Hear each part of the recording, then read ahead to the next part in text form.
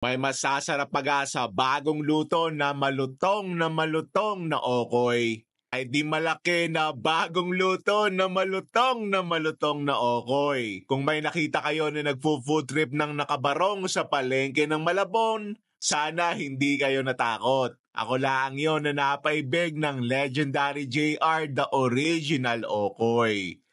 JR po, siya po yung 26 years na po kayong nagtitinda ng okoy. Since yung okoy po, gawa po siya sa mixed vegetable po ng sariwang toge, hiniwang kalabasa, then onion po, and syempre po hipon po. Ang regular po, nagkakalaga po siya ng 55 pesos, then yung special po, 85 pesos. Then yung pinagkaiba po nilang dalawa, yung regular po, since regular nga po siya, regular size. Then yung sa special po, doble po yung laman ng hipon niya, then yung mga vegetable po. Legendary JR's okoy din sa Malabon. Looks good, beautiful color, crispy, daming laman, first bite.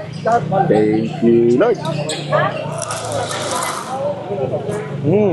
Daming pagka-crispy. Nandun yung alat, different texture. Lagyan natin suka. Oh, sarap nung crispy na shrimp, tapos yung kalabasa na medyo mushy. Actually, yung labas, very crispy, tapos yung loob, a little mushy. Karne na merienda. Ay siya tigme kung napapaibig!